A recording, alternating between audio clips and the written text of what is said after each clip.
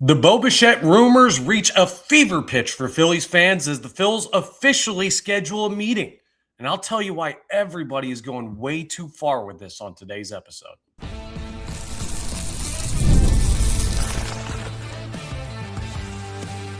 You are Locked On Phillies, your daily Philadelphia Phillies podcast. Part of the Locked On Podcast Network, your team every day. Yes, this is Locked On Phillies. I'm your host, Connor Thomas. Thank you so much for joining us today. We come to you as part of the Locked On Podcast Network, your team every day. Locked On is now the #1 sports podcast network, Locked On Phillies, your #1 place for regular off-season content on the Philadelphia Phillies. You might know me from some of my other work in the sports talk space. I've been on air over at 97.5 The Fanatic, doing sports talk radio here in Philadelphia for over 6 years. Been a credentialed Philadelphia Phillies media member for the past 4 seasons, and this is now my 5th year as the host of Locked On Phillies. Today's episode is brought to you by FanDuel. The wild card round is here, and FanDuel is officially in playoff mode, so visit FanDuel, an official sportsbook partner of the NFL, and grab your Profit Boost pack every NFL playoff game day.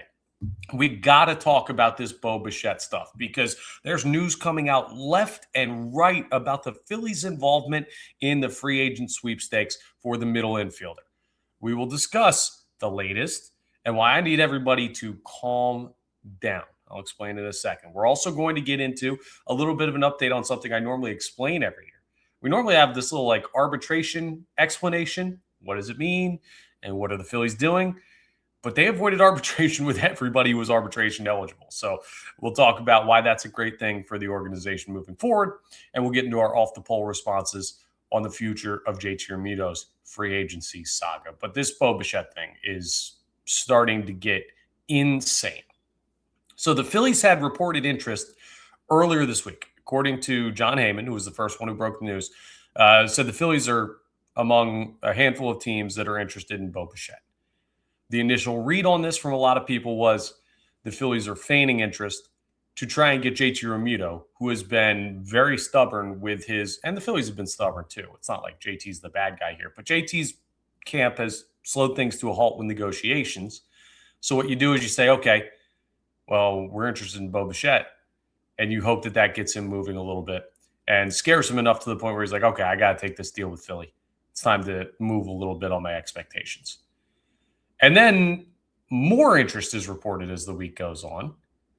And then you hear from John Heyman, who initially reported the interest. Okay, yeah, there's really something going on here. And yesterday, Matt Gelb of The Athletic, who covers the Phillies locally, he's not a national reporter. He's in the locker room, in the clubhouse with the team, in the press box, right? Like, this is not just some national guy that's getting a text from someone. Gelb is talking to people, says there's real interest there, and the Phillies are scheduling a meeting on Monday. Not an in-person meeting. It'll be a video call on Monday to talk with Bo Bichette about signing with the Philadelphia Phillies. And everybody goes flat out nuts. And before I pour cold water on this, and I'm not the only one who's doing it, let me acknowledge something, right? I really like Bo Bichette as a baseball player. I think he would fit this team very well. He would make this team immensely better. I am not anti-signing Bo Bichette. I could not be more pro signing Bo Bichette. He would be a game changer for this lineup. But I'm here to tell you not to get your hopes up. I think we're going way too far with all the people believing, oh, Bo Bichette's going to be a Philly. The interest is real. Check out everything that's being said. And now just today, we get another report out of New York where there's some story about what the Yankees are doing with their offseason. And it mentions that Bo Bichette is almost certainly going to the Philadelphia Phillies from the guy who put together that report. He's not almost certainly doing anything. All right? And just check out what Bob Nightingale had to say last night, another national insider, who was basically like, yeah, it's still a long shot for this to happen. I know we're getting excited because Bo Bichette would be the I'm not running it back move from Dave Dombrowski and John Middleton. It would be the ultimate revoking of that card for the fan base to play. And respect to the people who are saying the run it back stuff, right? As much as I don't fully agree with you, and it annoys me to hear it, you're not doing it because you hate the Phillies. You're doing it because you think they need to do more. And I respect that. Every fan base that has to compete with the Dodgers should have a right to ask their fan base to do more. So I get where all of this is coming from. But let's lay out the facts of the matter. Bo Bichette is a 27-year-old all-star caliber player. Great bat, not a great defender. You can hide him somewhere in the infield, that's fine. But he's a very, very valuable piece. Just played on a team that went to the World Series last year and almost knocked off the Dodgers. He has postseason viability. He is a great bat. He fits a lot of contending lineups very, very well. And again, at only 27 years old, he's younger than Bryson Stott. He's younger than Alec Bohm. This is a guy that is hitting free agency early and is going to get the bag. So, an expensive player with a lot of talent, high-level contract expected. How many teams do you think are in on Bo Bichette right now? Do you think it's just the Phillies? Do you think because the Phillies are the team with the most reported interest, all the other teams are just going to say, yeah, you know what? You're good. You can have him, Phillies. We're not going to compete and drive up the price on you. Kyle Schwarber, when you talk about like almost certainly going to Philadelphia, Schwarber was certainly going to Philadelphia. There was no way he was leaving, and teams were still trying to drive up the price. So if you don't think the market on Bo Bichette is going to get driven up, you're crazy. And here's what happened as the offseason got going. Dave Dombrowski was asked about the payroll numbers, and he said he proposed a plan to owner John Middleton. He expects the numbers to be similar to what they were last year. Now, you can clear some money off of salary last year, off of the payroll. You were able to trade Matt Strahm to clear up about $7 million. You may be able to move on from Nick Castellanos and have someone eat some of that money. Like you moved on from Max Kepler, who you did not re-sign. He's still out there available. More on Max Kepler later in the episode because a wild story about him broke today. Move on from Max Kepler, move on from Jordan Romano, move on from Joe Ross. You let those guys walk, and probably moved on from Harrison Bader at this point. You're cutting down salary as far as that's concerned. And then you sign Kyle Schwarber to 5 years, $150 million, and you get basically all of that added back. It's just paid to Schwarber. And then there's a little bit more room. You sign Adolis Garcia to be your right field option with Castellanos on the outs with the organization. That ups your payroll again. 1 year, $10 million. And then your expectation is, hey, we're going to go sign JT to a 2 or 3 year deal, and that'll be that, right? Maybe we'll make some smaller moves with the bullpen and rotation, which we've seen them do. But they're on par with a JT Realmuto smart signing to be right about where payroll was last year. Bo Bichette does not fit into that. They're not going to all of a sudden, to me, take this huge swing on a 27-year-old player when they've been so adamant since the offseason began, and really the past couple of off seasons, that they're not significantly upping payroll. So what is it that has led to the Phillies' interest in Bo Bichette? I know he's a great player, but like to actually sign him, let's think about this. You would have needed one stalemate with the franchise catcher in JT Realmuto, who's going to be 35 years old before the season starts, to force John Middleton to hand out a 7 or 8 year deal to Bo Bichette or a 5 or plus year deal to Bo Bichette, when previously it wasn't even something the Phillies considered. I don't think that they're operating under that much, I guess, spite, we'll call it, of like, oh, JT, you don't want us? Then we completely change our offseason strategy because we're having a mental breakdown because JT won't sign. I don't think that's likely. But hell, let's say it is. And they go out and they sign Bo Bichette. What then? Where does that leave you? You still have Bryson Stott on the roster. You still have Edmundo Sosa on the roster. You still have Alec Bohm on the roster. Trey Turner's not going anywhere. Bryce Harper's not going anywhere. So what you would have to do if you're the Phillies is you would then have to move on from Stott or Bohm or Sosa. They're already trying to trade Nick Castellanos and cannot find a partner for him. And part of the reason for that, I believe, is because you already signed Adolis Garcia, and teams know you're just going to have to end up cutting Castellanos. Why would we pay for him? If you do this with Bo Bichette, well, then all of those guys that you could potentially try and move on from, Bohm or Stott, are probably the main ones. They'll keep Sosa because he's a great depth option. But You know what other teams are going to say when you call them? The same thing they're saying right now on Nick Castellanos. You got nowhere for this guy anymore. Where's your leverage? So they're going to be near impossible to move. And we have got a month until pitchers and catchers report.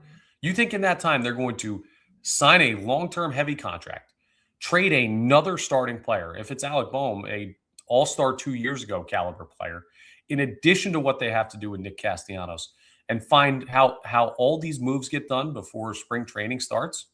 It's a pipe dream. And that's if they win the bidding war against a bunch of other contending teams with deep pockets as well. And the fact that I'm seeing people treat this like they should go buy their Bo Bichette jerseys now, it is highly likely that he's not here. I would give it a 70-30 chance, maybe even better than that he plays for a team not named the Philadelphia Phillies. I understand him and Don Mattingly have a relationship from when he was the bench coach up in Toronto and when Bo Bichette was there. Maybe there is something to that. Let me ask you, your best relationship in your life. Maybe you have a spouse. Maybe you're talking about your parents, a sibling. Is it worth like altering the future of hundreds of millions of dollars for you as a professional baseball player? And this dude is not married to Don Mattingly. So I'm seeing a lot of stuff really overstated. I'm seeing people throw logic to the wind. It is highly likely that Bo Bichette is not a member of the Philadelphia Phillies. I would love it if he is. And I'm not rooting against it. Don't take this as me saying, I don't want this to happen. I'm saying this ain't happening, and all of you need to calm down, because what's going to happen is he's going to sign somewhere else, because we all overstated the Phillies' interest because we got really excited because we want to see the Phillies not run it back. And then we're going to get even more mad at the Philadelphia Phillies for something we never should have even believed was possible in the first place. You're getting your expectations up, like your hopes up, to just get them crushed for a non-realistic possibility, at least in my opinion. Now, maybe I'm totally wrong, and if so, I would love people to clip this and play it back to me, and old takes expose me and all of that, but it's not happening, guys. So take a deep breath on the Bo Bichette stuff. Something that did happen is the Phillies did avoid arbitration on all of their arbitration-eligible players. So we're going to talk about that coming up next. If you're like, oh, well, Connor, are you done talking Bo Bichette? They got the meeting Monday. We'll react to what we hear coming out of the meeting. We're still going to talk about the story because there's legit stuff happening. I just don't think it ends with Bo Bichette on the Philadelphia Phillies. But they have a lot of players that they do have locked down for another year via arbitration, and they don't even have to go to the independent arbiter to do it. We'll tell you an update on the Phillies contract situations as we continue today's episode. Let's talk about Rocket Money first, though, because let's be real, managing your finances can feel overwhelming between subscriptions you forgot about, bills that keep going up, and trying to figure out where all your money actually goes each month. It's easy to feel like you're losing control. And who has time to track every transaction or hunt down hidden fees? You just don't. We're busy. And that's where Rocket Money comes in, the personal finance app that helps you take control. It finds and cancels your unwanted subscriptions, monitors your spending, and helps lower your bills so you can grow your savings. It's a great thing for you New Year's resolutioners out there whose goal is to handle your finances better, make more money, cancel those subscriptions. The best way to start off the new year is by leaving the bad stuff in the past. And for some of you, that's as simple as finding those subscriptions you don't use anymore and getting rid of it. Or maybe it's just having a better handle on where your money's going and why. And that's why you need to let Rocket Money help you reach your financial goals faster. Join at rocketmoney.com/lockedon. That's rocketmoney.com/lockedon. rocketmoney.com/lockedon. Let's talk about our Everydayer Club before we get back to this arbitration conversation. If you haven't heard about it, you need to go and check it out. It's our new club called the Everydayer Club. And what's going to happen if you join is you're going to get access to an ad-free audio feed for Locked On Phillies. It's compatible with Apple Podcasts, Spotify, and every other major podcast app. It's also going to get you an invite to the members-only Locked On Everydayer Club Discord server, which is basically this big online community. If you haven't used Discord, it's like kind of message boardy where you can chat with other hosts, myself, other listeners who have become members of the Everydayer Club, and you just talk sports in general. It's going to be fun to be a part of. So if you want to take your fandom of the Locked On Podcast Network and Locked On Phillies to the next level, go to lockedonphillies.supercast.com or tap the link in the show notes to learn more about our Everydayers Club. The Phillies have avoided arbitration with all of their arbitration-eligible players, and this is a great thing for the Phillies. Now, I don't want to overstate this. It's not groundbreaking. Obviously, we led the episode off with the Bo Bichette talk because that is much more important and pressing, and that's for an issue that I tell you is not going to happen. Arbitration is relatively simple.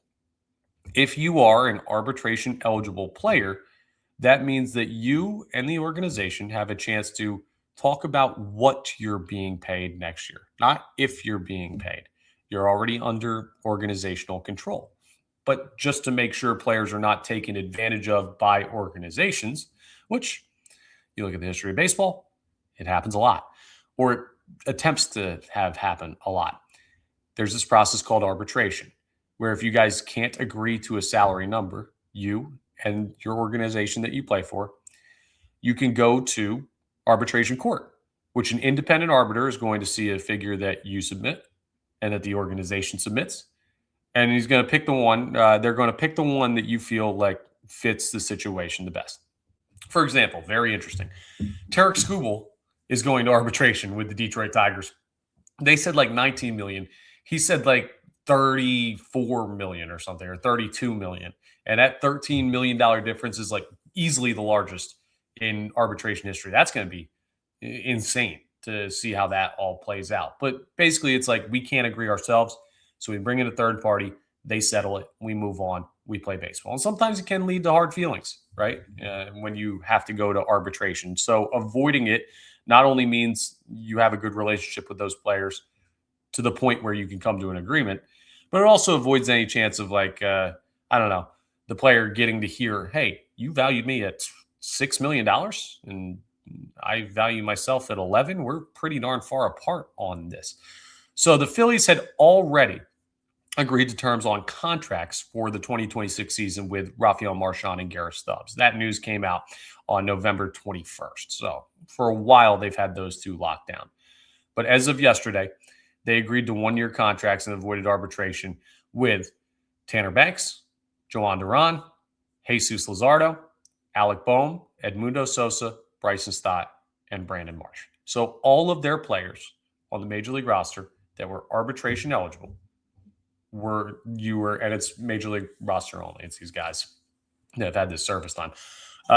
They are all locked down for the upcoming season.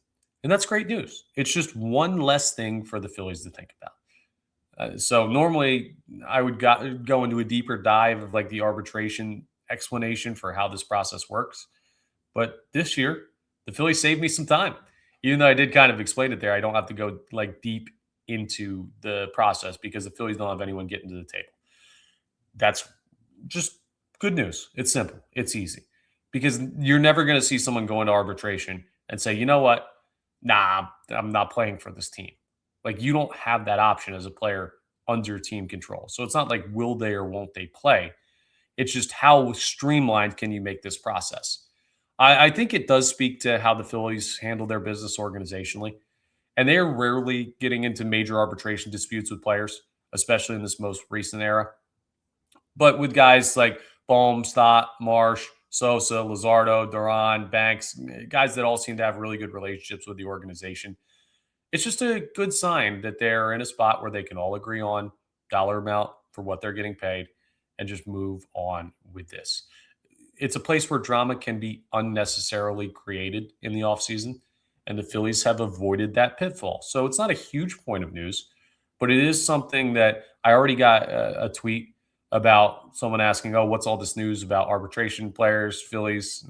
Like, do we have to worry about anything, Phillies fans? And it's just like, no, this is good news. All of these guys are locked down. We move on. We don't have to worry about those guys for the rest of the offseason, unless you sign Bo Bichette and you're looking to trade someone, which is another conversation altogether. But as far as the arbitration-eligible players are concerned, mission accomplished. The other benefit of this And maybe it points towards the interest in Bo Bichette or the JT Realmuto ongoing stuff, which we're going to talk about in our Off the Polls segment as people voted what they think is going to be the most likely outcome for JT Realmuto. Some really interesting responses there. But having all of these guys locked down, not going to arbitration, like for example, the Tigers, if they're trying to cut payroll and they don't know this year if they're paying Skubal 19 mil or 32 mil, that $13 million difference, that's $3 million more than what the Phillies are paying Adolis Garcia this year. That's a sizable question mark in your how much is our payroll going to be conversation. And the longer that goes, like the harder it's going to be for them to build out who they can pay in the offseason. If you had $13 million unaccounted for, it'd be really tough to give $10 million to another player. Would be, because you don't know if you're getting that money back. You don't know if that arbiter's picking your number or Skubal's number. I use that as an example to say, if the Phillies had question marks on some of these guys, it could restrict how they bargain with JT Realmuto, with Bo Bichette, with other free agents that pop up as the offseason goes on. They lock down everything early. They know where their dollar amounts are at. This just makes the offseason a little bit simpler. This is the equivalency of vacuuming your apartment, right? You're not winning any awards for it. It's not anything crazy. It's not going to make headline news, but doing it allows you to, next time you want to clean your place, hey, one less thing I got to do. That's all it is. That may be understating it, but that's with what the Phillies are hoping to accomplish as far as World Series contention. I think that's a pretty fair bar to put it at. So congrats on taking care of your chores, Philadelphia Phillies, and congrats to those guys on locking down dollar amounts that they're comfortable with for the upcoming season. One guy who has not done that is catcher JT Realmuto. And nobody knows where in the world that discussion is at between him and the Phillies. But with the Bo Bichette news, I guess it's not in a good spot. You don't normally start looking for another option when option one is going well. So there are questions there. So I went to the fan base. What did you guys say when I asked you in our poll question this week, the likely outcome in your mind for JT Realmuto's free agency? We'll take a look at how positive or negative Phillies fans were in reaction to that question as we continue today's episode. Let's talk about FanDuel first, though, because the wild card round is here, and FanDuel is officially in playoff mode. Every game day during the NFL playoffs, FanDuel is giving customers even more ways to get in on the action. Because right now, every NFL playoff game day, FanDuel users get a profit boost pack waiting for them inside the app. Every game day, you're going to open up and see a pack loaded with multiple profit boosts you can apply to the bets you like the most. They're not forcing you to take certain bets. They're saying, hey, apply these where you'd like them. Open your profit boost pack first thing on game day, and you can see what boosts you want to apply because they're going to be different. They let you lean into your game day instincts, whether you're backing momentum, defense, quarterback play, or coaching. They give you more juice on the bets you already like, and every play feels bigger, and the boosts make your bets feel that way too. So you too. I just said that like too. Anyway, you make your picks, then apply your profit boost to go after even bigger payouts while the playoffs get rolling. Take a look at the Birds. Sunday matchup with the Niners. Postseason's here in Philadelphia once again. Maybe you want to take them because the line's been moving towards the Birds. So visit FanDuel, an official sportsbook partner of the NFL, and grab your profit boost pack every NFL playoff game day. Let's jump into this off the poll segment where you get a chance to respond on Twitter to a question that we asked from the Locked On Phillies Twitter account. Before we do that, I want to thank everyone who jumps in on the show. And if you're watching us on YouTube, yes, you can watch the show on YouTube. So it's video and audio. I would love if you could subscribe to the YouTube. It's free and easy to do. It'll give you notifications when new episodes are posted.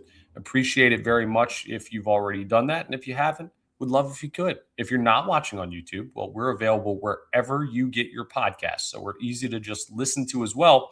And I'd love it if you can rate and review. I appreciate everyone who's jumped in and listens to Locked On Phillies day in and day out, even as we sit here in the off season with, I normally would say not a lot going on, but with the Bo Bichette news, We're starting to cook a little bit. The hot stove is heating up. I think you could pop a couple kernels of popcorn on there right now, and we'll see if we'll be able to get the full bag by Monday. But JT Realmuto's situation is cooled off. Him and the Phillies have been in a stalemate significantly longer than I thought they were going to go. I'd previously said this offseason, I'd be shocked if the Philadelphia Phillies entered 2026 without JT Realmuto signed. And guess what? I'm shocked. You got me, Phillies and JT. So I asked on our Twitter account at LO_Phillies, what do you believe is the most likely resolution to JT Realmuto's free agency? I gave 3 options here. They seem to be the big 3 potential outcomes. Option 1, a 3-year deal with the Philadelphia Phillies. Option 2, a 2-year deal with the Philadelphia Phillies. Option 3, he signed somewhere else.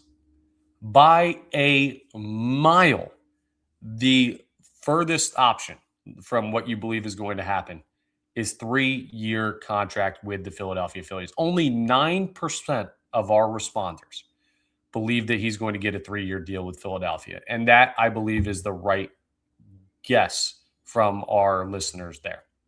Because that's been the sticking point the whole time, right? Do the Phillies want to go to 3 years or not? There would not be this stalemate for this long if the Phillies were comfortable giving him a 3-year contract. That's what it is. They don't want to pay a guy who's going to be 35 ahead of the season till he turns 38 to play the most high impact position. And I'm saying like impactful, maybe on the game, sure, but on your body until he's 38 years old. You don't want to do that, right? Or at least the Phillies have shown very much they don't want to do that. We've seen a handful of other contracts for catchers that have done that in the past. Yadier Molina, Carlos Ruiz back in the day. It's not something the Phillies want to do with Realmuto, even though I think you'd be very valuable to return to this team because your other options stink. You have to draw a line somewhere. It seems the Phillies have drawn it at 3 years. It seems Phillies fans understand that, and that is by far the least likely expected outcome based on our responses here to the poll. Now, the other 2 are relatively close, but coming in right in the middle of our 3 options with 37% of responders, 2 years with the Phillies. So that's essentially the group of rational fans who still believe he's going to move off of his position because he wants to be in Philadelphia. But even if we combine those 2, 46% of responders responded with either 3 years with the Phils or 2 years with the Phils. Obviously, 2 years is the much more likely option because of what we just talked about with the desired contract length from the organization's point of view. But 46% of our responders are saying he comes back to the Phillies. Still pretty darn close to a coin flip when you look at it that way. But the majority of responders are saying, 54% of them, he signed somewhere else. There are a couple of things that are going into that. One, the longer this drags on, the more people get a little squirrely, where it's just like, oh, he's not signing. There's something else going on. He wants to go somewhere else. The Phillies want to move on. We got to move on. We can't wait. We can't wait for the stubborn catcher. And you kind of freak out. Now, maybe it's right to do so. The longer things last as far as negotiations are concerned is normally not an indication of stuff's going well, right? If I was to make a deal where I was like, hey, I will hand you $1 for doing absolutely nothing, how quickly would we shake hands on that? Handshake, let's go. Easy deal, right? If I was to say, I'll give you $1 to do something menial, like an easy task, well, you might have to think about it a little bit. So $1 for going to work for a day, you'd be like, oh, no. And then I'd have to argue back and forth, and that would be a long discussion, right? So the better the deal for both sides, the quicker it gets done. I think that's simple negotiating tactics, but I say that to say this. I think people are starting to believe with how long this has gone on, it will not have a happy ending between the 2 parties. And I also think a big part of that group of responders, the 54% who says he's going to sign somewhere else, are in the camp of, I want him to sign somewhere else because I want Bo Bichette. The Bo Bichette stuff's real. JT Realmuto is going to end up going somewhere else because the Phillies are truly pivoting to Bo Bichette. They will sign him, and then you're not going to sign both of them, right? I forget if I said that earlier. There's no way the Phillies signed both JT and Bo Bichette. It is one or the other at this point. I just hope it's not neither, but we will see how that plays out as the offseason goes on. But a lot of people, the majority of responders saying JT ends somewhere else. And I'll be honest, I talked about Ranger. If he goes somewhere else, especially the Mets, I'll be upset. I'd be sad to see JT go. If they do truly get Bo Bichette, we're swinging from the chandelier, baby. Let's go. But I don't see it as likely. I really need the Phillies not to bungle this. So we'll see how it plays out. That's all for today's episode of Locked On Phillies. Monday is Mailbag Monday. It's also Meeting Monday between the Phillies and Bo Bichette. So we'll have a lot more on this developing story on Monday's episode. You enjoy your weekend. Thank you so much for joining us again. We are part of the Locked On Podcast Network, your team every day, and now the #1 sports podcast network. Please make sure you're rating, reviewing, subscribing to the YouTube, all that great stuff that really helps us out.